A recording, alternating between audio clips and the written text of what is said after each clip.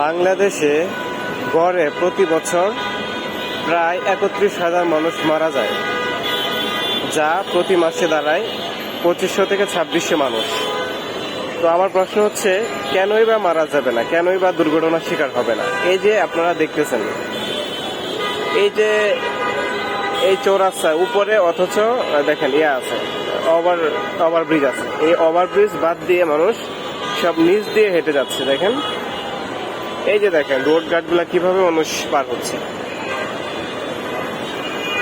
এই যে দেখেন, মানে ওরা ওভারব্রিজ রেখে গাড়ি ঘোড়া পার হচ্ছে নিচ দিয়ে। দেখেন, এই যে গাড়িগুলোকে আটকায়, সামনে দিয়ে গাড়িগুলোকে আটকায়, তারপরে এগিয়ে আসতেছে। তাহলে ওভারব্রিজ দিচ্ছে কেন ভাই? এই ওভারব্রিজ দেওয়ার পরেও, এই যে দেখেন ওভারব্রিজ, এই ওভারব্রিজ দেওয়ার পরেও কিন্তু তারা এই বেপরোয়াভাবে ছুটে যাচ্ছে।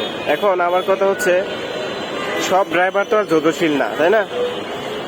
তো যে কোনো সময় আপনাদের মতো পাবলিকদের মতো ড্রাইভারও তো বেপরোয়া হতে পারে, তাই না? তো তারাও যদি এরকম ভাবে স্পিডে যায়, তো যে কোনো সময় কিন্তু দুর্ঘটনা হয়ে যাবে।